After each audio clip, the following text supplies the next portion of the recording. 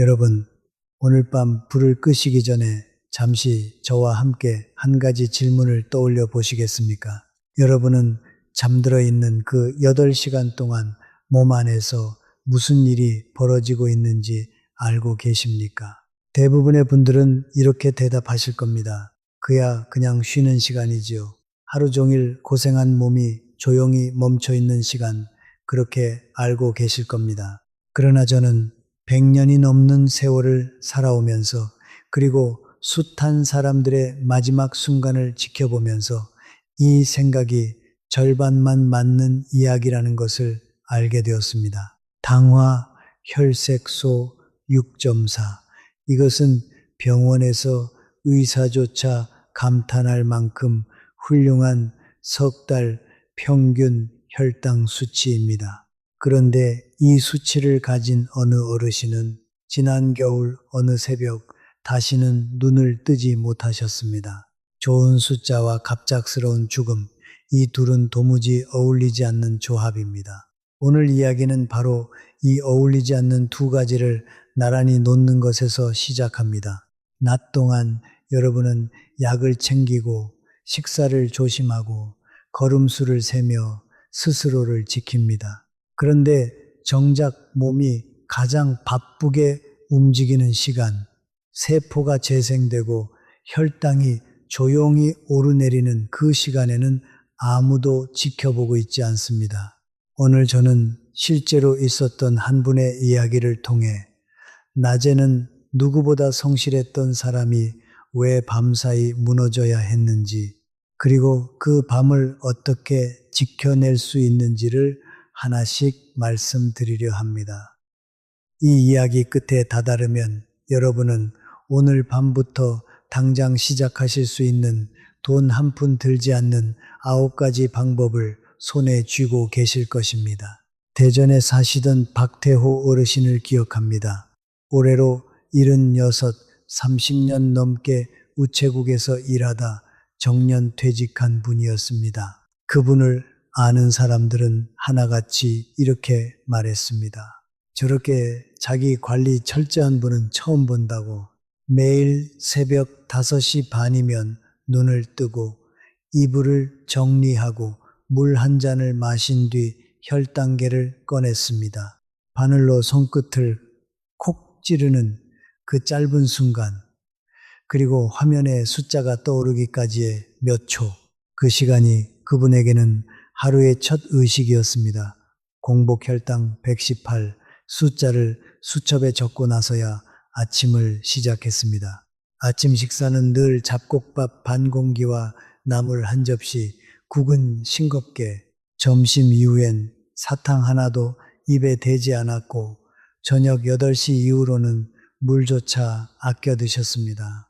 냉장고 안에는 늘 상추와 오이가 가지런히 정리되어 있었고 찬장 위쪽에는 절대 손대지 않는다는 뜻으로 사탕 봉지 하나가 먼지만 쌓인 채 놓여 있었다고 합니다. 석 달에 한 번 병원에 가면 의사 선생님도 혀를 내둘렀습니다. 당화 혈색소 6.4, 70 넘은 환자 중에 이 정도 수치를 유지하는 분은 드물다고 어떻게 관리하시는 거냐고 되물었을 정도였습니다. 그럴 때마다 박태호 어르신은 웃으며 이렇게 대답하셨다고 합니다. 별거 없습니다. 그냥 매일 똑같이 사는 겁니다. 동네 사람들도 그분을 부러워했습니다. 팔순을 바라보는 나이에도 매일 아침 공원 3바퀴를 걷고 손주들과 마당에서 배드민턴을 치는 모습에 다들 저 어른처럼 늙고 싶다고 말했습니다. 장을 보러 갈 때마다 지나가는 이웃들이 어르신 여전히 정정하시네요 하고 인사를 건넬 정도였습니다. 자식들은 아버지 걱정을 거의 하지 않았습니다. 워낙 철저하시니까 라는 말이 그 집의 오랜 인사말이었습니다. 명절에 모여도 대화 주제는 늘 아버지의 건강이 아니라 손주들 학교 이야기였습니다. 그런데 지난 겨울 유난히 추웠던 어느 새벽 그 집에 구급차가 왔습니다. 사모님이 새벽 4시쯤 화장실에 가려다 남편이 이상한 숨소리를 내는 것을 들었다고 했습니다. 평소와 다른 무언가 걸리는 듯한 숨소리였습니다. 다급히 불을 켜고 흔들어 깨웠지만 반응이 없었습니다. 응급실로 옮겨졌지만 이미 늦은 뒤였습니다. 뇌혈관이 막힌 것이었습니다. 담당 의사가 나중에 가족에게 조심스럽게 물었습니다. 혹시 최근 몇 달 사이 아버님이 밤에 식은땀을 흘리시거나 아침에 유난히 두통을 호소하신 적은 없었느냐고. 사모님은 한참을 생각하다 말했습니다. 그러고 보니 요 몇 달 이상하게 이불이 흠뻑 젖어 있는 날이 몇 번 있었다고, 베개까지 축축했던 날도 있었다고 하셨습니다. 그때는 그냥 보일러를 너무 세게 튼 탓이라고만 생각했다고, 남편에게 굳이 말하지도 않았다고 하셨습니다. 장례식 날 마을 사람들이 하나같이 하던 말이 있었습니다. 아니, 그렇게 몸 관리 잘 하시던 분이 어떻게 다들 믿기지 않는다는 표정이었습니다. 오랫동안 함께 일했던 우체국 동료 한 분은 조문을 마치고 나오며 이렇게 중얼거리셨다고 합니다. 나도 저분처럼 관리하면 되는 줄 알았는데 이제 나는 뭘 믿고 살아야 하나. 그 말이 그 자리에 있던 모든 사람의 마음을 대변하고 있었습니다. 평생 성실하게 자신을 돌본 사람도 이렇게 허무하게 떠날 수 있다면 대체 무엇을 믿고 노년을 준비해야 하는가? 그 질문이 저에게도 오래도록 남았습니다. 저는 이 이야기를 전해 듣고 오랫동안 마음이 무거웠습니다. 낮 동안 그렇게 철저했던 분이 어째서 밤사이에 무너진 것일까?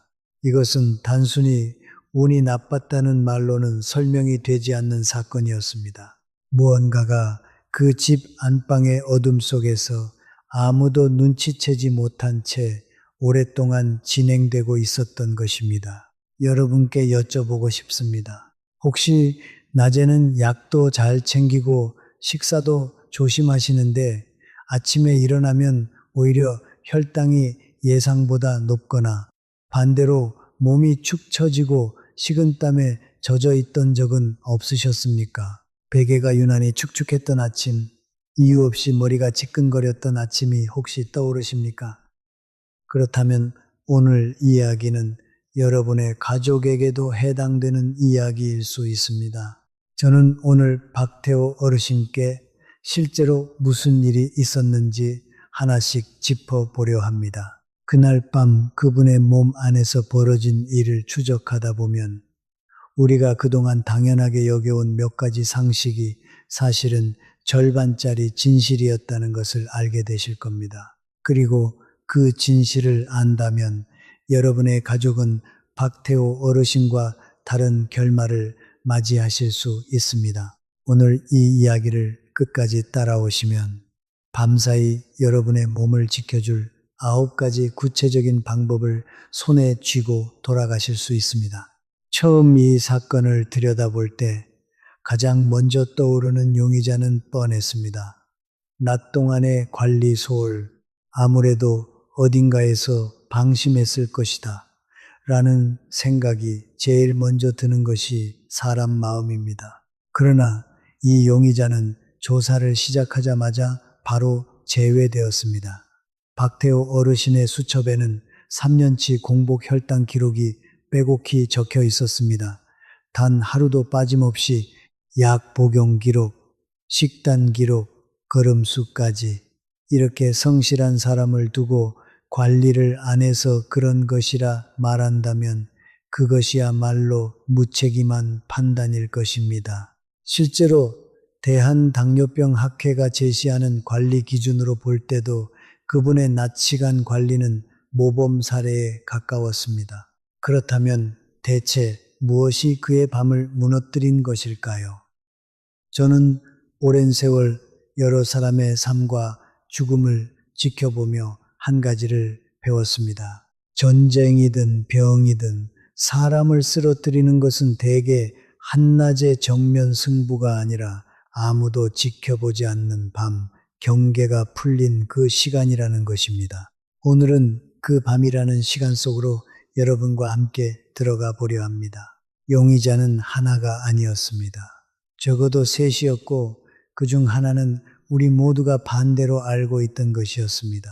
두 번째로 떠오른 용의자는 이름이 있었습니다. 의학계에서는 이것을 새벽 현상이라고 부릅니다. 쉽게 설명드리면 이렇습니다. 우리 몸은 잠에서 깨어나 하루를 시작할 준비를 하기 위해 새벽 3시에서 6시 사이에 스스로 혈당을 끌어올립니다. 성장 호르몬과 글루카곤 같은 호르몬들이 동시에 분비되면서 간에 저장해둔 포도당을 혈액 속으로 밀어냅니다.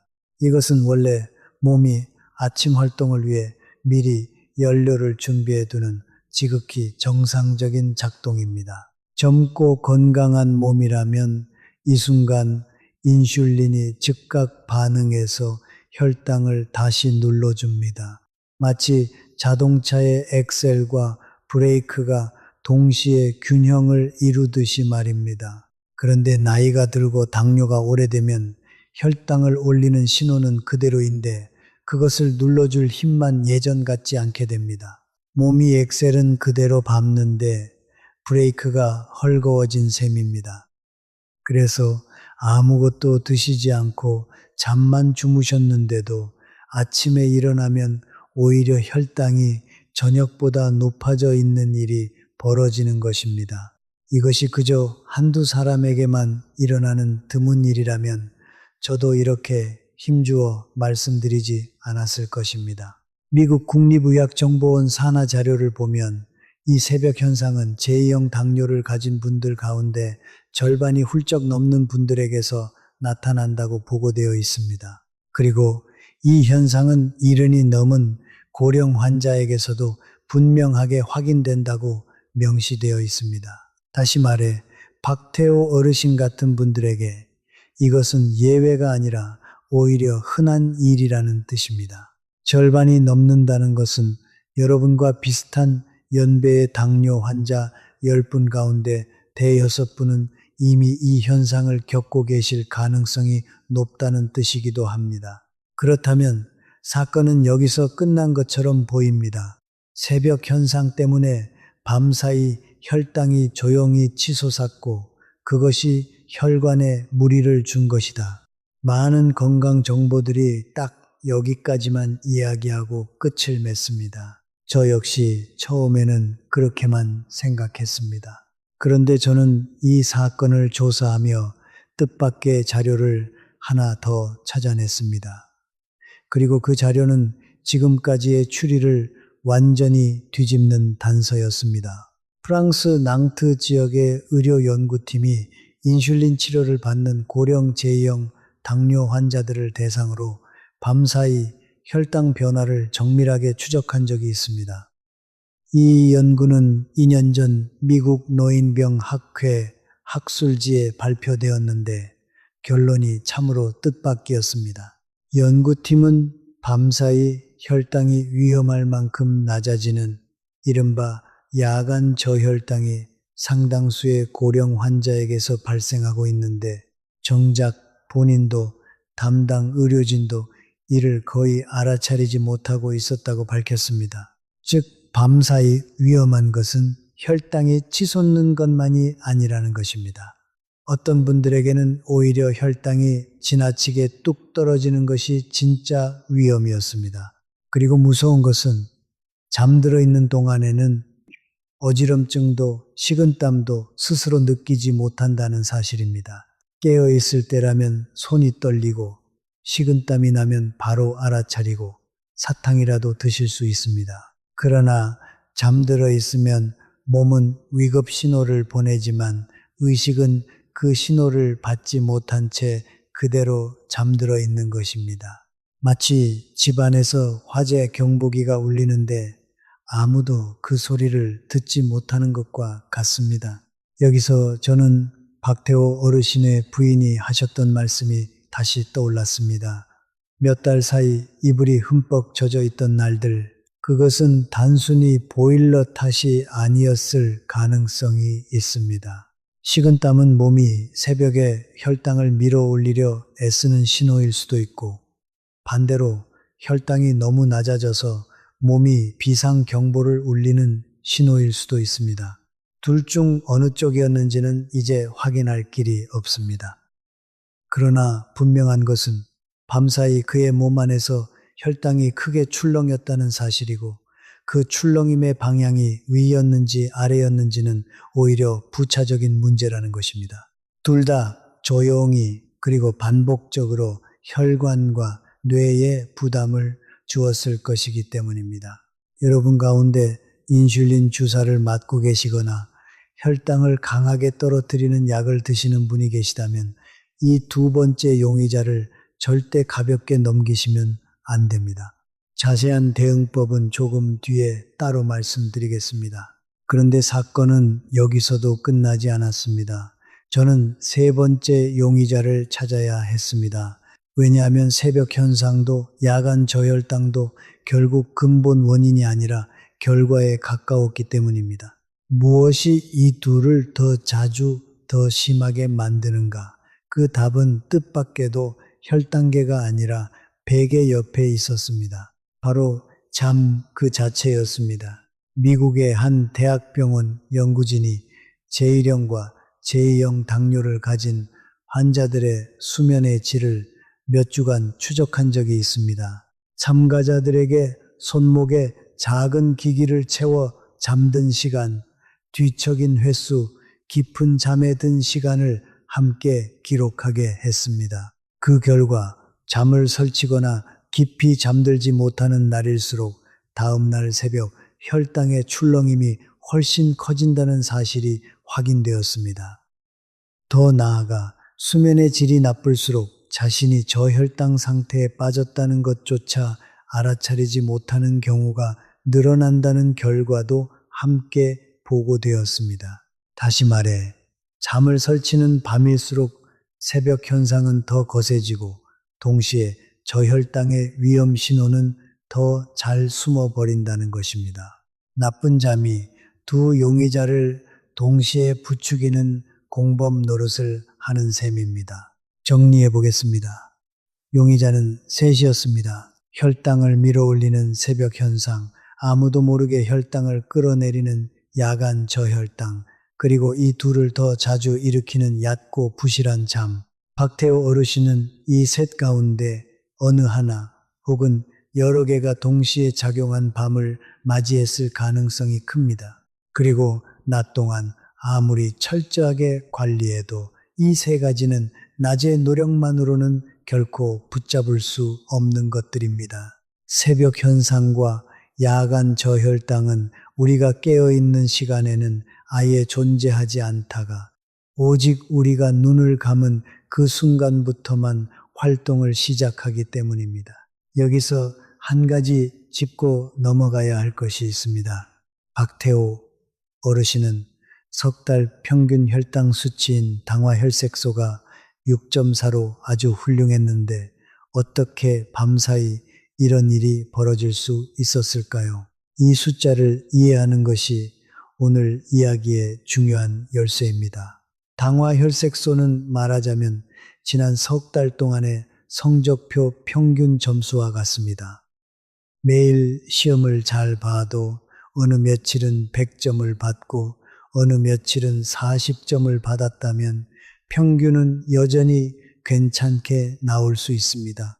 다시 말해 평균 점수가 좋다고 해서 매일매일이 안정적이었다는 뜻은 아닙니다. 박태호 어르신의 낮 시간 혈당은 늘 준수했지만 밤사이 크게 출렁였던 며칠이 평균 속에 조용히 묻혀 있었을 가능성이 큽니다. 석 달에 한 번째는 이 평균 점수만으로는 매일 밤 벌어지는 출렁임까지는 잡아낼 수가 없는 것입니다. 여기서 한 가지 더 짚고 넘어가야 할 것이 있습니다. 왜 하필 혈당이 새벽에 출렁이는 것이 뇌혈관까지 위협하는가 하는 부분입니다. 혈관을 집안의 수도관이라고 생각해 보십시오. 맑은 물이 흐르는 새 수도관은 아무 문제가 없습니다. 그런데 물때가 조금씩 눌어붙기 시작하면 관 안쪽이 점점 좁아집니다. 혈당이 높은 상태가 반복되면 혈관 안쪽 벽에 마치 물때처럼 미세한 손상이 쌓입니다. 낮 동안 한 번 높아졌다가 약으로 가라앉는 혈당보다 잠든 사이 아무도 모르게 반복해서 출렁이는 혈당이 오히려 혈관 벽을 더 자주, 더 은밀하게 긁어낸다는 것이 여러 연구자들의 공통된 설명입니다. 혈관 벽이 이렇게 조금씩 거칠어지면 그 위로 찌꺼기가 더 잘 들러붙고 결국 어느 지점에서 관이 완전히 막히는 순간이 옵니다. 박태호 어르신의 경우 그 막힌 지점이 하필 뇌로 가는 혈관이었던 것입니다. 여기에 계절도 한 몫을 합니다. 기온이 뚝 떨어지는 겨울철에는 혈관이 스스로 움츠러들면서 더 좁아집니다. 몸이 체온을 지키려고 혈관을 조이는 것인데 이미 물때가 낀 혈관이 겨울철에 한 번 더 조여지면 그만큼 막힐 위험도 커집니다. 박태호 어르신의 일이 유난히 추운 겨울 새벽에 벌어졌던 것도 결코 우연이 아니었을 것입니다. 기온이 많이 떨어지는 계절일수록 오늘 말씀드리는 밤 관리에 조금 더 마음을 써주시기를 부탁드립니다. 여름철이라고 안심할 수는 없습니다. 더운 밤에는 땀을 많이 흘려 몸속 수분이 줄어들면서 혈액이 진해지고 그만큼 혈당 농도도 함께 진해질 수 있습니다. 에어컨을 세게 틀어 방을 너무 차게 하는 것도 자율신경을 자극해서 얕은 잠을 부추길 수 있습니다. 결국 계절이 겨울이든 여름이든 밤이라는 시간 자체가 늘 방심하기 쉬운 시간이라는 사실은 변하지 않습니다. 다만 계절이 바뀔 때마다 방 안 온도와 습도를 조금 더 신경 써서 살펴봐 주시면 좋겠습니다. 이렇게 설명드리면은 이제 그림이 하나로 이어지실 겁니다. 새벽 현상으로 혈당이 반복해서 치솟으면 수도관 같은 혈관 벽에 물때가 쌓이고 야간 저혈당은 그 와중에 뇌와 심장에 순간적으로 연료가 끊기는 위기를 만들며 얕은 잠은 이 두 가지가 더 자주, 더 세게 일어나도록 판을 깔아줍니다. 그리고 겨울처럼 혈관이 저절로 좁아지는 계절에는 이 모든 위험이 한층 더 커집니다. 이것이 바로 박태호 어르신 댁 안방에서 아무도 모르게 벌어지고 있었던 사건의 전체 그림입니다. 여기서 한 가지 더 말씀드리고 싶은 것이 있습니다. 밤사이 혈당만 조용히 출렁이는 것이 아니라는 사실입니다. 혈압과 신장도 함께 영향을 받습니다. 혈당이 새벽마다 반복해서 치솟으면 신장의 미세한 혈관에도 부담이 쌓입니다. 신장은 하루 종일 우리 혈액을 걸러주는 정수기 필터와 같은 기관인데 이 필터에 매일 밤 조금씩 물때가 앉는 셈입니다. 그리고 야간 저혈당이 반복되면 몸은 위기를 느끼고 혈압을 순간적으로 끌어올리는 호르몬을 내보냅니다. 결국 혈당, 혈압, 신장은 서로 이웃해 있는 세 개의 방과 같아서 한쪽 방에서 밤새 소동이 벌어지면 옆방들도 그 여파를 함께 받게 됩니다. 혹시 당뇨와 함께 고혈압이나 신장 수치도 함께 관리하고 계신 분이시라면 오늘 말씀드리는 밤 관리가 혈당뿐 아니라 그 이웃한 두 가지 건강에도 함께 도움이 된다는 것을 기억해 주시기 바랍니다. 국내에서도 당뇨를 오래 알아오신 분들 가운데 상당수가 65살을 넘긴 어르신들이라는 것은 이미 여러 통계를 통해 잘 알려진 사실입니다. 그런데 이런 통계들은 대부분 낮 시간의 혈당 조절, 즉 공복 혈당이나 석 달 평균 수치인 당화 혈색소만을 다룹니다. 정작 그 수치들이 만들어지는 밤 사이에 진짜 이야기는 좀처럼 다뤄지지 않습니다. 오늘 이 영상이 그 빈틈을 조금이나마 채워드릴 수 있기를 바랍니다. 여기서 한 가지 의문이 드실 수 있습니다.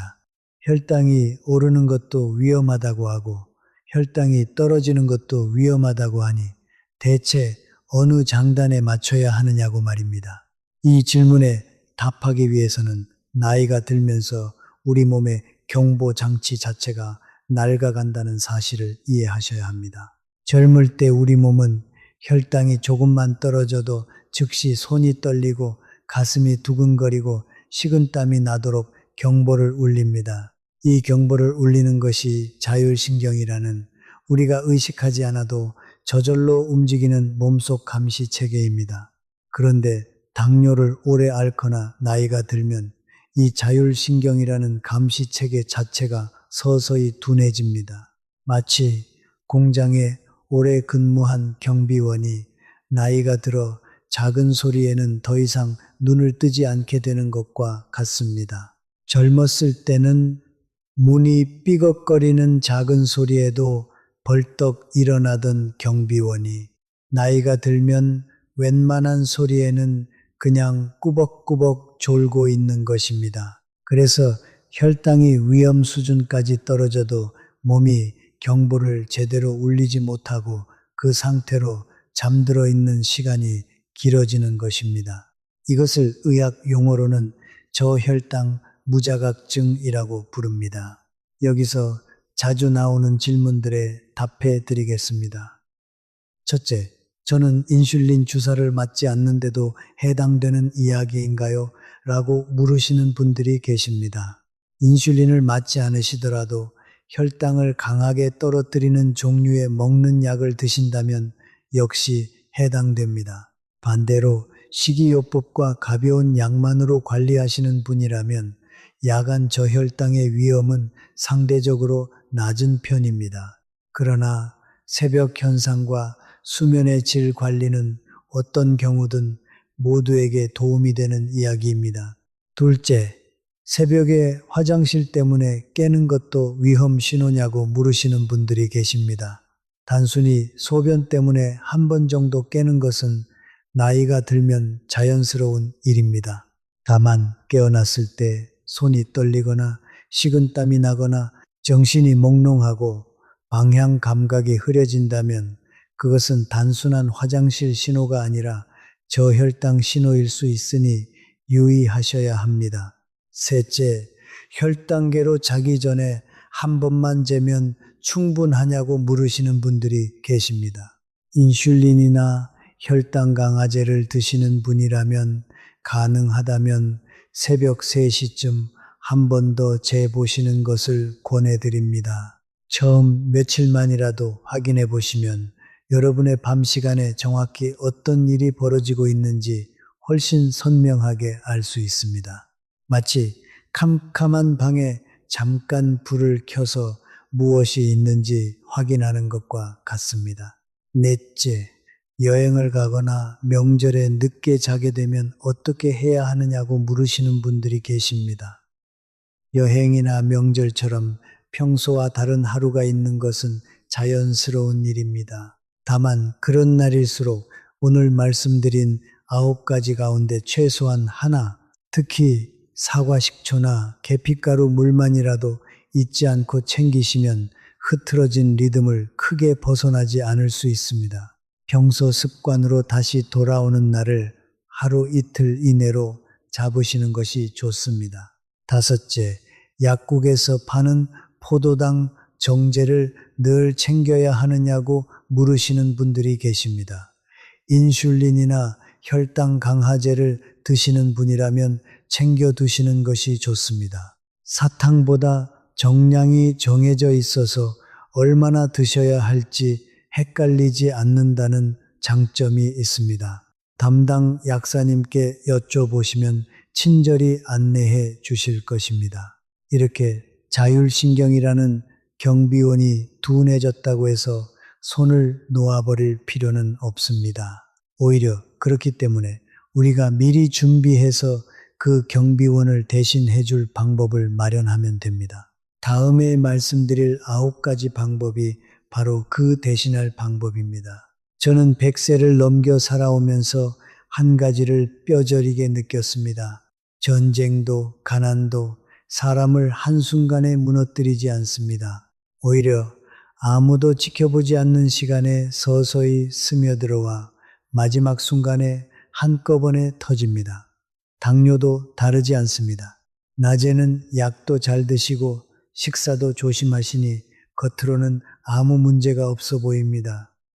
그러나 잠든 8시간 동안 우리 몸은 감독자 없는 야간 근무를 서고 있는 것과 같습니다. 새벽 현상이라는 신입 직원은 지나치게 열심히 일해서 혈당을 필요 이상으로 밀어 올리고 저혈당이라는 또 다른 직원은 아무도 확인하지 않는 틈을 타 혈당을 위험하게 끌어내립니다. 그리고 얕은 잠이라는 조명 없는 작업장은 이 모든 실수를 아무도 발견하지 못하게 만듭니다.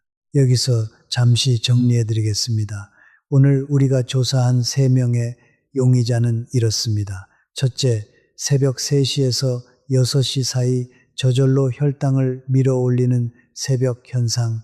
둘째, 잠든 사이 오히려 혈당이 위험하게 떨어지는데도 본인도 가족도 알아차리지 못하는 야간 저혈당. 셋째, 이 두 가지를 더 자주, 더 심하게 만드는 얕고 부실한 잠. 이 세 가지가 서로 얽혀서 밤이라는 무대 위에서 조용한 소동을 벌이고 있었던 것입니다. 그렇다면 이제 이 3명의 용의자를 붙잡을 방법을 말씀드릴 차례입니다. 다행히 방법은 있습니다. 그것도 비싼 약이나 복잡한 검사가 필요한 방법이 아닙니다. 여러분의 부엌과 침실 안에 이미 있는 것들로 충분합니다. 그런데 사람들이 흔히 놓치는 것이 하나 있습니다. 많은 분들이 밤 관리라고 하면 곧바로 무엇을 먹을까부터 생각하십니다. 그러나 3번째 용의자, 그러니까 얕은 잠을 먼저 붙잡지 않으면 아무리 좋은 것을 드셔도 효과가 반으로 줄어듭니다. 그래서 저는 오늘 여러분께 먼저 눈에 보이지 않는 습관 5가지를 말씀드리고 그 다음에 부엌에서 챙기실 4가지를 말씀드리려 합니다. 첫 번째 보이지 않는 습관은 잠자리에 드는 시각을 고정하는 것입니다. 오늘은 10시, 내일은 자정, 이렇게 들쭉날쭉하면 우리 몸의 호르몬 시계도 함께 흔들립니다. 몸은 정해진 시각에 맞춰 호르몬을 준비하는데 그 시각이 매일 바뀌면 준비하던 호르몬들이 엇박자를 내게 됩니다. 매일 비슷한 시각에 이불 속으로 들어가는 것만으로도 새벽 현상이 훨씬 얌전해집니다. 주말이라고 늦게 주무시고 늦게 일어나는 습관도 되도록 피하시는 것이 좋습니다. 두 번째는 잠들기 1시간 전부터 방 안의 빛을 줄이는 것입니다. 텔레비전이나 휴대전화의 밝은 빛은 몸에게 아직 낮이라고 착각하게 만들어 혈당을 조절하는 호르몬의 흐름을 흐트러뜨립니다. 전등을 은은하게 낮추고 조용히 앉아 계시는 것만으로도 충분합니다. 드라마를 보시더라도 밝기를 낮추고 화면과 눈 사이 거리를 조금 더 두시는 것을 권해드립니다. 3번째는 침실 온도를 서늘하게 유지하는 것입니다. 너무 덥거나 이불이 두꺼우면 몸은 얕은 잠과 식은땀을 오가게 됩니다. 박태호 어르신 댁의 이불이 자주 젖어 있었던 것도 어쩌면 방이 지나치게 따뜻했기 때문일 수 있습니다. 보일러를 낮추기 어려우시다면 이불 두께를 조금 얇게 바꾸시는 것만으로도 도움이 됩니다. 4번째는 잠들기 직전 걱정거리를 종이에 옮겨 적는 것입니다. 머릿속에 걱정을 그대로 두고 누우면 몸이 긴장 상태에서 벗어나지 못합니다. 긴장한 몸은 스트레스 호르몬을 계속 내보내는데 이 호르몬 역시 혈당을 올리는 쪽으로 작용합니다. 오늘 걱정된 일 1-2가지를 짧게 적어두고 눕는 것만으로도 잠의 깊이가 달라집니다. 5번째는 낮잠을 30분 이내로 제한하는 것입니다. 낮에 너무 오래 주무시면 정작 밤에 깊이 잠들 힘이 부족해집니다. 점심 식사 후 잠깐 눈을 붙이시는 것은 괜찮지만 시계나 휴대전화 알람을 맞춰 30분을 넘기지 않도록 해 주십시오. 이 5가지는 돈이 들지 않습니다. 오늘 밤부터 당장 시작하실 수 있습니다. 그리고 이 5가지 위에 이제 부엌에서 챙기실 4가지를 더하시면 됩니다. 첫 번째는 사과 식초입니다. 많은 분들이 이미 사과 식초를 드셔보셨을 것입니다. 그런데 얼마나 드셔야 하는지는 정확히 모르시는 경우가 많습니다. 미국 애리조나 주립대학 연구팀이 2007년 학술지에 발표한 실험에서 공복 혈당이 130을 넘는 참가자들이 잠들기 전 사과 식초 2큰술을 미지근한 물에 타서 마셨을 때 다음날 아침 공복 혈당이 최대 6%가량 낮아졌다는 결과가 나왔습니다. 한 큰술이 아니라 2큰술, 이 정확한 양을 기억해 주십시오. 작은 유리잔에 미지근한 물을 반쯤 채우고 사과 식초 2큰술을 넣어 천천히 드시면 됩니다. 신맛이 부담스러우신 분은 물의 양을 조금 더 늘리셔도 괜찮습니다. 다만 위가 약하신 분이라면 빈속에 원액을 그대로 드시지 마시고 반드시 물에 희석해서 드셔야 합니다. 두 번째는 계피가루를 넣은 따뜻한 물입니다. 계피는 우리 세포가 포도당을 받아들이는 문을 조금 더 부드럽게 열어주는 향신료입니다. 작년에 발표된 여러 연구를 종합한 논문에 따르면 계피를 꾸준히 섭취한 사람들의 공복 혈당이 평균 10일 정도 낮아졌고 석 달 평균 혈당 수치인 당화 혈색소도 소폭 개선되었다고 합니다. 따뜻한 물 한 컵에 계피가루 반 티스푼을 넣어 잠들기 30분 전 천천히 드시면 됩니다. 몸이 따뜻해지면서 잠의 깊이도 한결 나아집니다. 계피 향이 익숙하지 않으신 분은 처음에는 반에 반 티스푼부터 시작해 조금씩 늘려가시면 됩니다. 세 번째는 아몬드와 호두 같은 견과류 한 줌, 대략 20g입니다. 저녁 이후 아무것도 드시지 않으려는 분들이 많은데 너무 오래 공복 상태가 이어지면 오히려 몸이 새벽에 혈당을 더 급하게 끌어올리려 합니다. 견과류에 든 마그네슘과 좋은 지방은 혈당을 급격히 올리지 않으면서도 밤새 안정적인 에너지를 공급해 줍니다. 씹는 소금이나 가공된 견과류보다는 아무것도 첨가하지 않은 생견과류를 고르시는 것이 좋습니다. 네 번째는 무가당 그릭 요거트 반 컵에 치아씨 한 스푼을 섞은 것입니다. 요거트 속 유익균은 장 환경을 안정시키고 치아씨는 물을 만나 젤처럼 부풀어 오르면서 포도당이 혈액으로 흡수되는 속도를 늦춰줍니다. 잠들기 20분 전 천천히 드시면 됩니다.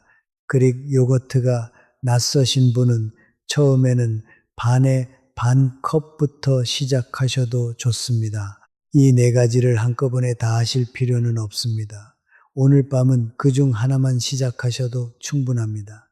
다만 사과 식초와 계피가루 물은 함께 드시지 마시고 그날그날 하나씩 번갈아 시도해 보시는 것을 권해 드립니다. 여기서 자주 나오는 질문 2가지에 답해 드리고 싶습니다. 첫째, 이 4가지를 먹으면 새벽 현상이 완전히 사라지느냐고 물으시는 분들이 계십니다. 완전히 사라지지는 않습니다. 다만 그 파도의 높이를 낮춰주는 것입니다.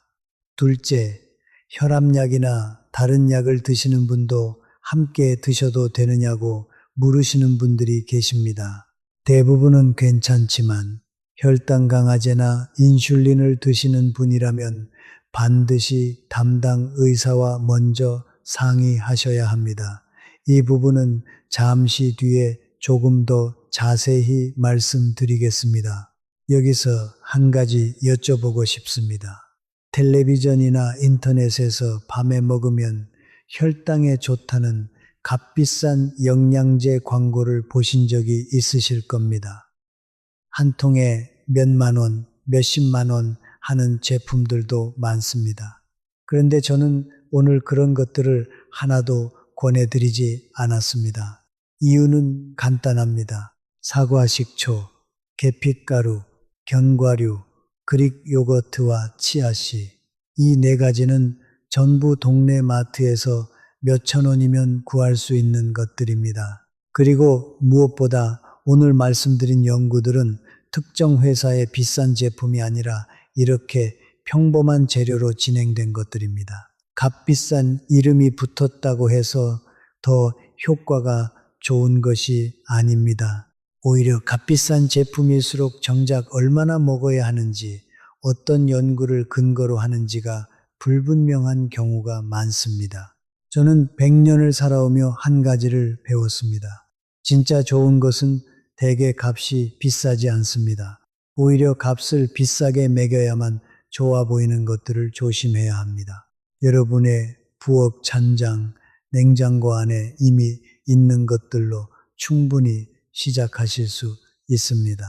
자식들에게 값비싼 영양제를 사달라고 부탁하실 필요도 없습니다. 그저 오늘 장 보러 가시는 길에 사과 식초 한 병, 계피가루 한 통을 담아 오시면 그것으로 충분합니다. 여기서 물을 얼마나 드셔야 하는지도 짚고 넘어가겠습니다. 자기 전에 물을 너무 많이 드시면 밤중에 화장실 때문에 잠을 깨게 되어 오히려 얕은 잠을 부추길 수 있습니다. 반대로 너무 안 드시면 몸이 마르면서 혈당 농도가 오히려 진해질 수 있습니다. 오늘 말씀드린 네 가지 습관에 필요한 물 외에는 잠들기 1시간 전부터는 한두 모금 정도로 갈증만 달래시는 것이 적당합니다. 그리고 언제쯤 효과를 느끼실 수 있는지도 미리 말씀드리고 싶습니다. 현실적인 기대치를 갖고 시작하시는 것이 꾸준히 이어가는데 도움이 되기 때문입니다. 첫 일주일은 큰 변화를 못 느끼실 수 있습니다. 몸이 새로운 습관에 적응하는 시간이기 때문입니다.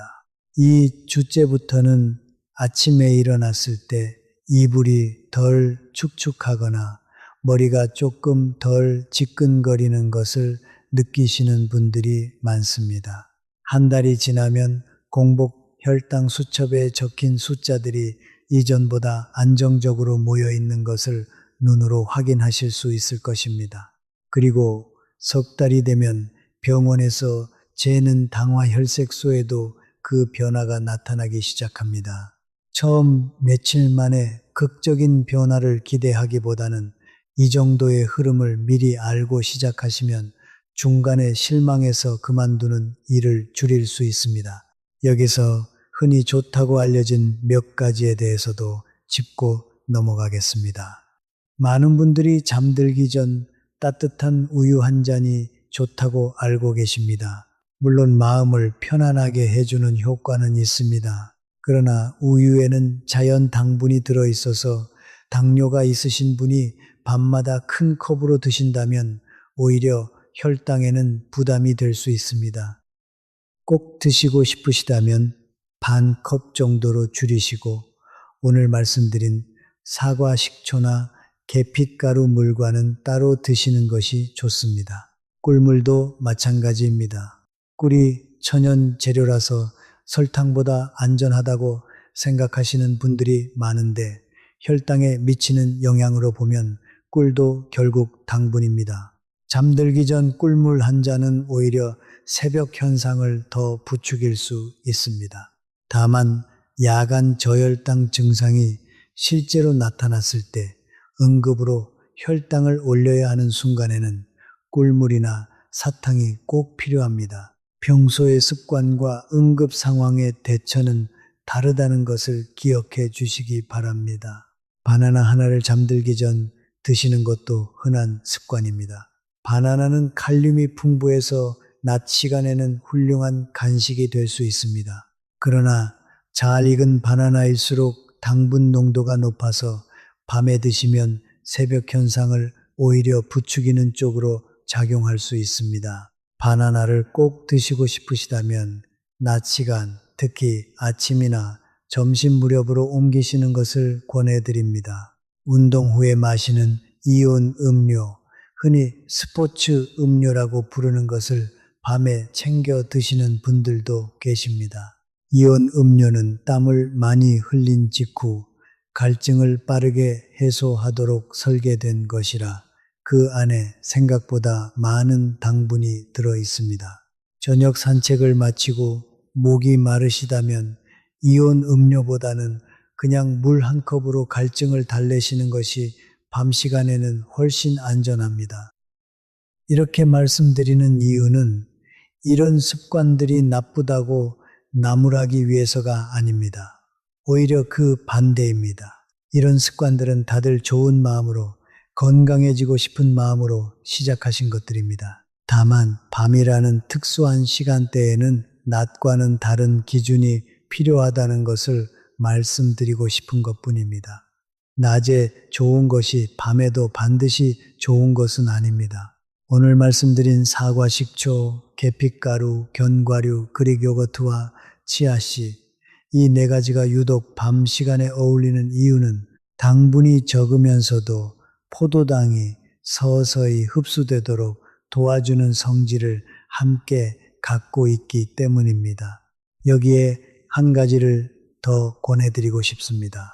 아침에 눈을 뜨셨을 때 스스로 확인해 보실 수 있는 세 가지 신호입니다. 첫째, 베개와 이불이 젖어 있는지 살펴보십시오. 특별히 더운 밤도 아니었는데 이불이 축축하다면 밤사이 혈당이 크게 출렁였을 가능성을 의심해 보셔야 합니다. 둘째, 아침에 일어났을 때 머리가 지끈거리거나 속이 메스꺼운지 확인해 보십시오. 이런 증상은 새벽 현상으로 혈당이 필요 이상으로 치솟았을 때 흔히 나타납니다. 셋째, 잠에서 깼을 때 손이 가늘게 떨리거나 정신이 몇 분간 멍하고 방향 감각이 흐린지 살펴보십시오. 이것은 앞서 말씀드린 야간 저혈당의 흔적일 수 있습니다. 이 세 가지 가운데 하나라도 반복해서 나타난다면 그냥 넘기지 마시고 다음 진료 때 반드시 담당 의사에게 말씀해 주십시오. 작은 수첩에 그날 이 세 가지를 짧게 적어 두시면 병원에 가셨을 때 훨씬 정확하게 설명하실 수 있습니다. 별점처럼 오늘 컨디션에 동그라미 하나만 치는 정도로도 충분합니다. 이런 기록이 실제로 의료진에게는 값진 정보가 됩니다. 혈액 검사 한 번보다 석 달치 기록이 담당 의사에게는 더 많은 것을 말해주기 때문입니다. 그리고 자녀분들께도 한 말씀 드리고 싶습니다. 혹시 이 영상을 부모님을 생각하며 보고 계신 분이 계시다면 세 가지만 해 주시기를 부탁드립니다. 첫째, 이번 주에 전화 드릴 때 요즘 밤에 잘 주무시는지 한번 여쭤봐 주십시오. 둘째, 부모님 댁 이불이 자주 젖어 있지는 않은지 다음에 방문하실 때 슬쩍 살펴봐 주십시오. 셋째, 부모님이 인슐린이나 혈당 강화제를 드신다면 다음 진료에 함께 가셔서 담당 의사에게 야간 저혈당에 대해 여쭤봐 주십시오. 부모님은 자식에게 걱정을 끼치기 싫어서 밤사이 있었던 작은 이상을 굳이 말씀하지 않으실 때가 많습니다. 그러니 먼저 물어봐 드리는 것, 그것이 우리가 부모님께 드릴 수 있는 가장 조용하고 가장 확실한 효도일 것입니다. 우리는 흔히 효도라고 하면 크고 특별한 선물이나 여행을 떠올립니다. 그러나 저는 100년을 살아오며 진짜 효도는 오히려 이렇게 사소한 질문 하나에 담겨 있다는 것을 알게 되었습니다. 아버지, 요즘 밤에 잘 주무세요. 어머니, 이불이 자주 축축하지는 않으세요. 이 짧은 질문 한마디가 어쩌면 박태호 어르신 같은 일을 미리 막아드릴 수 있는 열쇠가 될지도 모릅니다. 여기에 한 가지를 더 보태고 싶습니다. 바로 저녁 시간대의 가벼운 움직임입니다. 중국 난징 지역의 한 대학 연구팀이 고령의 제2형 당뇨 환자들을 대상으로 운동 시간대를 달리하여 실험을 진행한 적이 있습니다. 아침보다는 저녁, 그 중에서도 잠들기 2~3시간 전에 가볍게 몸을 움직인 그룹에서 다음날 새벽 현상이 한결 완만해졌다는 결과가 나왔습니다. 격렬한 운동이 아닙니다. 저녁 식사 후 동네를 20분 정도 천천히 걷거나 의자에 앉아 다리를 굽혔다 펴는 동작을 10번씩 반복하는 정도로 충분합니다. 몸을 움직이면 낮 동안 쌓인 포도당이 근육 속으로 조용히 옮겨가고 그만큼 밤사이 간이 밀어낼 포도당의 양도 줄어듭니다. 다만 잠들기 직전 1시간 이내의 격한 운동은 오히려 몸을 각성시켜 잠을 방해할 수 있으니 저녁 식사 직후에서 잠들기 2시간 전 사이에 마치시는 것이 좋습니다. 이제 아까 말씀드렸던 두 번째 용의자 야간 저혈당에 대해 조금 더 자세히 말씀드려야 할 차례입니다. 특히 인슐린 주사를 맞으시거나 혈당을 강하게 떨어뜨리는 약을 드시는 분이라면 반드시 들어주십시오. 여러분께 인천에 사시는 김정래님 이야기를 들려드리고 싶습니다. 71살 인슐린 치료를 10년 넘게 받아오신 분입니다. 아람은 그리아마 남편을 먼저 보내고 아들 내외와 함께 살고 계셨습니다. 평소 며느리와 사이가 좋아서 저녁마다 함께 뉴스를 보다 잠자리에 드는 것이 두 분의 오랜 일과였습니다. 어느 날 새벽 함께 사는 며느리가 화장실에 가려다 이상한 소리를 듣고 방문을 열어보니 시어머니가 온몸이 식은땀에 젖은 채 앓는 소리를 내고 계셨습니다. 몸이 축 늘어져 있었고 눈을 떠도 초점이 흐렸다고 합니다. 다행히 며느리가 예전에 어디선가 저혈당 증상에 대해 들은 기억이 있어서 당황하지 않고 바로 사탕물을 입에 조금씩 넣어드리고 병원에 연락했습니다. 다행히 큰 사고로 이어지지 않았습니다. 나중에 검사해보니 그날 새벽 혈당이 위험 수준까지 떨어졌던 것으로 확인되었습니다. 김정래님은 그 일 이후로 며느리와 함께 3가지를 지키기 시작하셨습니다. 첫째, 저녁 인슐린 용량과 시간에 대해 담당 의사와 다시 상담해서 조정했습니다. 둘째, 잠들기 전 반드시 혈당을 한 번 더 확인하는 습관을 들였습니다. 셋째, 잠자리 곁에 사탕이나 주스를 항상 두었습니다. 지금도 김정래님은 며느리에게 그날 밤 이야기를 하며 네가 아니었으면 나는 그날 새벽을 넘기지 못했을 거다 라고 말씀하신다고 합니다. 인슐린이나 혈당 강화제를 드시는 분이라면 오늘 말씀드린 사과 식초나 계핏가루 같은 방법을 시작하시기 전에 반드시 담당 의사와 상의하시기를 부탁드립니다. 이런 방법들이 혈당을 낮추는 다른 약과 겹치면 오히려 밤사이 혈당이 필요 이상으로 떨어질 수 있기 때문입니다. 특히 다음과 같은 신호가 있다면 야간 저혈당을 의심해 보셔야 합니다. 아침에 일어났을 때 이불이 흠뻑 젖어 있거나 유난히 머리가 지끈거리거나 꿈자리가 사납고 식은땀을 흘린 기억이 있다면 다음 진료 때 반드시 담당 의사에게 이 증상을 말씀해 주십시오. 가족분들도 함께 사시는 어르신이 계시다면 밤사이 숨소리나 식은땀을 한 번씩 살펴봐 주시기를 부탁드립니다. 이것이 바로 자식된 도리이자 부모를 향한 가장 조용한 효도일 것입니다. 이렇게 말씀드리면 혹시 겁부터 나실지도 모르겠습니다. 그러나 저는 오늘 여러분을 겁주려는 것이 아닙니다. 오히려 그 반대입니다. 김정래님의 며느리처럼 알고 있으면 지켜낼 수 있습니다. 모르고 지나가면 박태호 어르신처럼 될 수도 있지만 알고 준비하면 김정래님처럼 다음날 아침을 다시 맞이할 수 있습니다. 그 차이를 만드는 것은 거창한 의학 지식이 아니라 오늘 제가 말씀드린 몇 가지를 아느냐 모르느냐일 뿐입니다. 제가 30살 무렵에는 사람이 변하려면 큰 결심이 필요하다고 믿었습니다. 건강검진 결과가 나쁘게 나오면 당장 내일부터 완전히 다른 사람이 되겠다고 다짐하곤 했습니다. 그러나 그런 결심은 며칠을 못 가고 흐지부지 되기 일쑤였습니다. 100년 넘게 살아보니 그것이 틀렸다는 것을 알게 되었습니다. 씨앗은 하루아침에 나무가 되지 않습니다. 아무도 보지 않는 땅 속에서 매일 조금씩 뿌리를 내릴 뿐입니다. 사람의 몸도 마찬가지입니다. 혈당은 하루 만에 안정되지 않고 혈관은 일주일 만에 깨끗해지지 않습니다.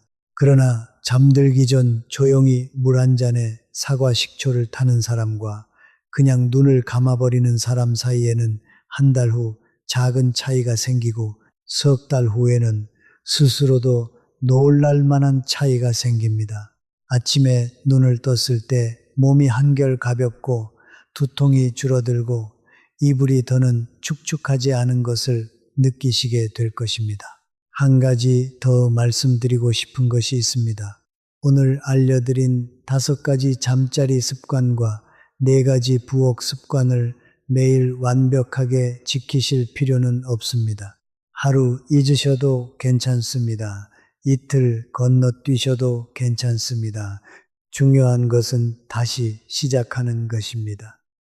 완벽한 사람이 오래 사는 것이 아니라 넘어져도 다시 조용히 제자리로 돌아오는 사람이 결국 더 오래, 더 편안하게 삽니다. 저 역시 지난 100년 동안 수없이 넘어졌습니다. 전쟁 중에도, 가난 속에서도, 사랑하는 사람을 떠나보낼 때도, 그때마다 저를 다시 일으킨 것은 대단한 각오가 아니라 그냥 다음날 아침 다시 눈을 뜨는 것, 그리고 그날 밤 다시 작은 일 하나를 실천하는 것이었습니다. 김정래님 댁 이야기를 하나 더 들려드리고 싶습니다.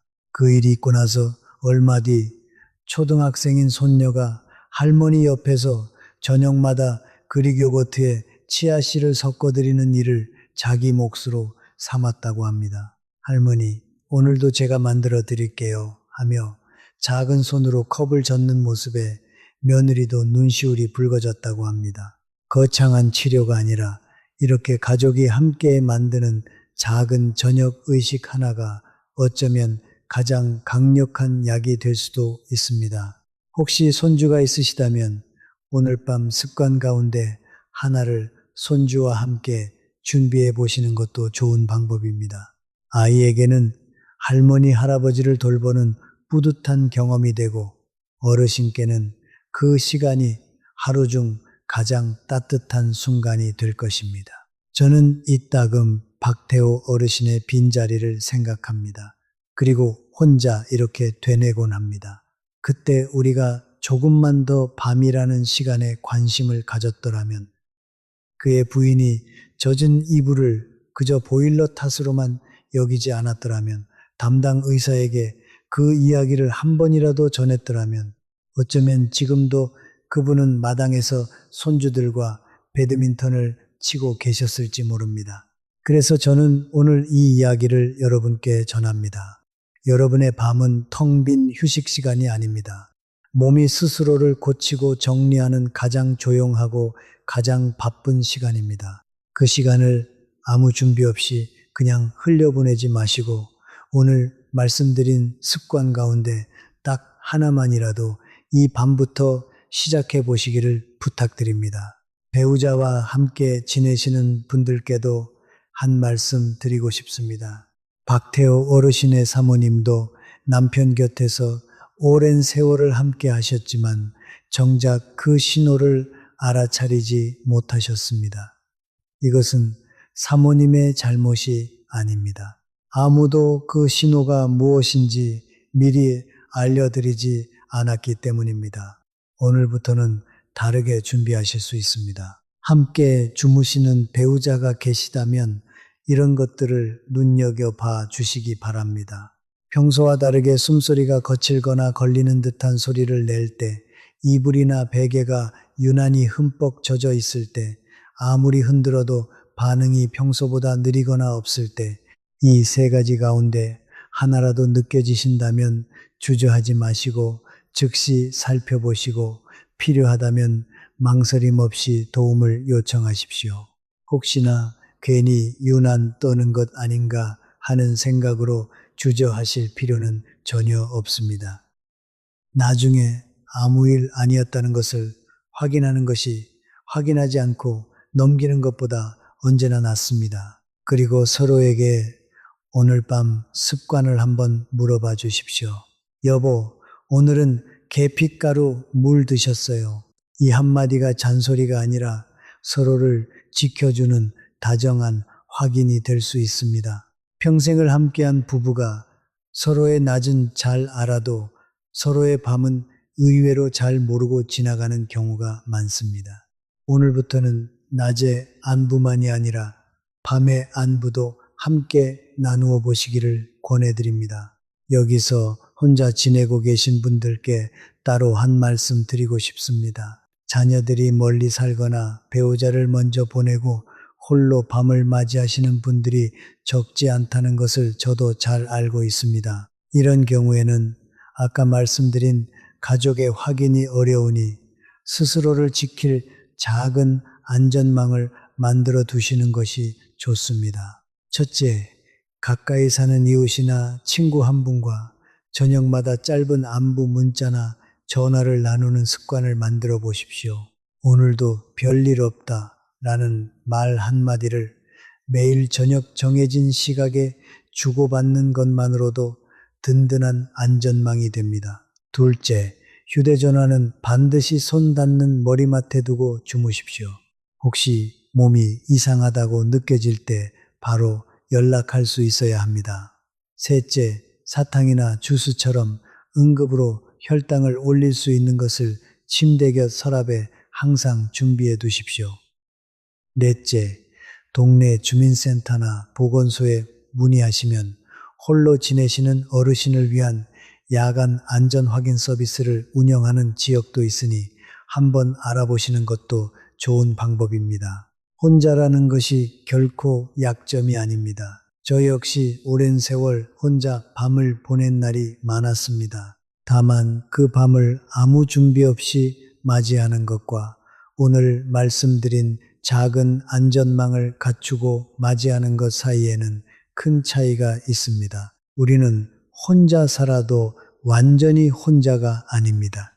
이웃이, 자식이, 그리고 오늘 이 이야기를 함께 들으신 여러분 모두가 서로의 밤을 지켜주는 하나의 큰 울타리가 될 수 있습니다. 여기서 희망적인 이야기를 하나 더 들려드리고 싶습니다.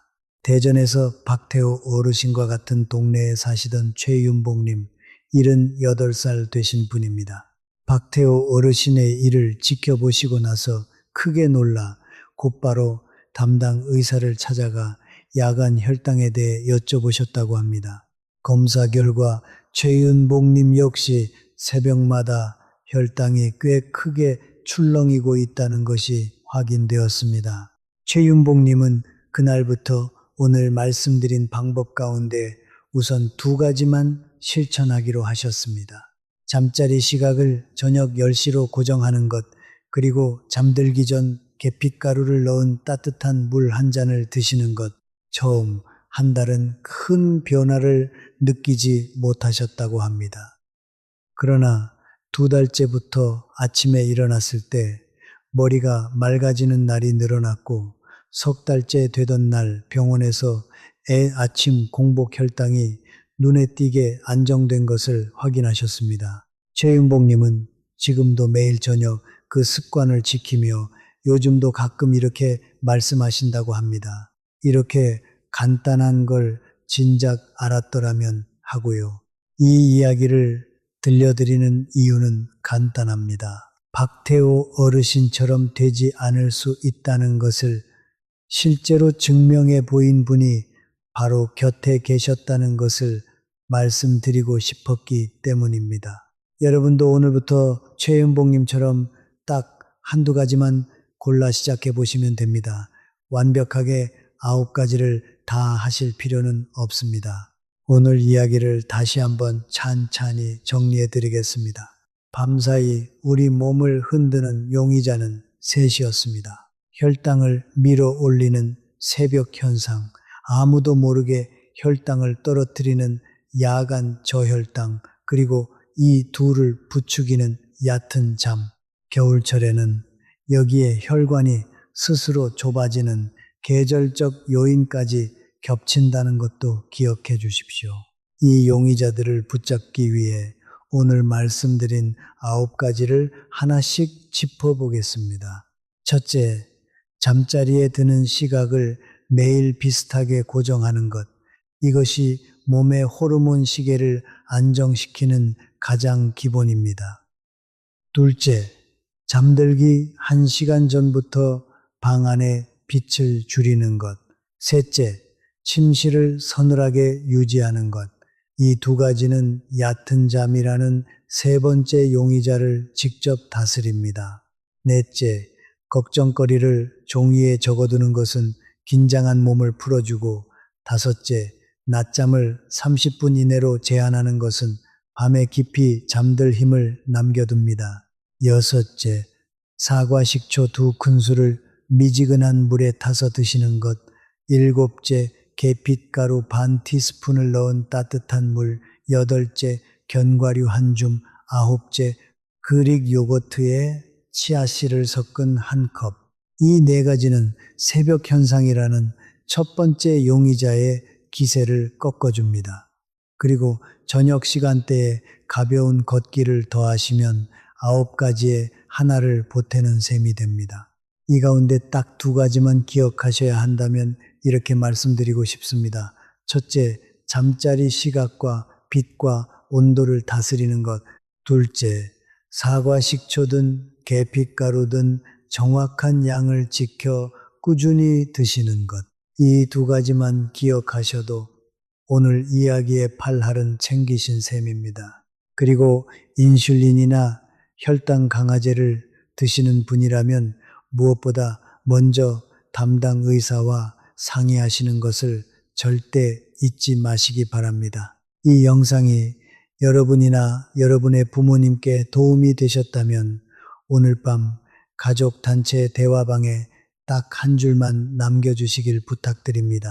아버지, 어머니, 오늘부터 이거 하나만 해보세요 라고요. 그 한 줄이 어쩌면 누군가의 밤을 지키는 시작이 될 수 있습니다. 여기서 혹시 오해하지 않으셨으면 하는 것이 하나 있습니다. 오늘 이야기를 들으시고 나도 당화 혈색소가 괜찮은데 언제 쓰러질지 모른다며 지나치게 불안해하실 필요는 없습니다. 박태호 어르신처럼 극단적인 일을 겪는 분은 실제로는 많지 않습니다. 대부분의 어르신들은 낮 관리를 성실히 하시면서 오늘 말씀드린 밤 습관 1-2가지만 더 하셔도 충분히 편안한 밤을 보내고 계십니다. 오늘 이야기의 목적은 여러분을 겁주려는 것이 아니라 그동안 아무도 알려주지 않았던 밤이라는 빈틈을 채워드리려는 것 뿐입니다.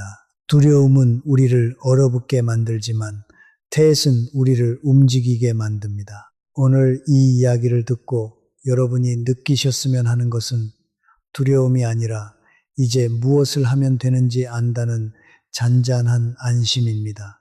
저는 오늘 여러분께 기적을 약속드리지 않습니다. 어떤 습관도 병을 단번에 없애주지는 못합니다. 그러나 이것 하나만은 자신있게 말씀드릴 수 있습니다. 자신의 밤을 스스로 돌보는 사람, 작은 것 하나라도 꾸준히 지키는 사람에게는 내일 아침이 어제보다 조금 더 가볍게 찾아온다는 것입니다. 이것이 제가 100년 넘는 세월을 살아내며 얻은 가장 솔직한 결론입니다.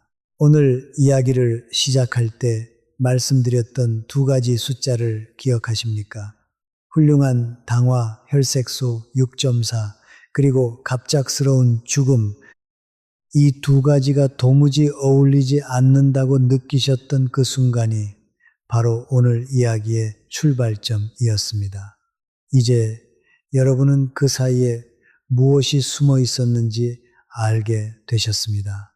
새벽 현상, 야간 저혈당, 얕은 잠, 그리고 계절이 만드는 작은 위험까지 이제 그 어울리지 않던 두 숫자 사이의 빈틈을 여러분은 오늘부터 조용히 채워 나가실 수 있습니다. 우리 함께 낮만이 아니라 밤까지 온전히 돌보는 사람이 되어 봅시다. 오늘 밤 불을 끄시기 전에 잔잔한 마음으로 이 이야기를 한 번 더 떠올려 주시길 바랍니다. 그리고 내일 아침 부디 어제보다 조금 더 가벼운 몸으로 눈을 뜨시길 진심으로 바랍니다. 좋은 밤 보내십시오.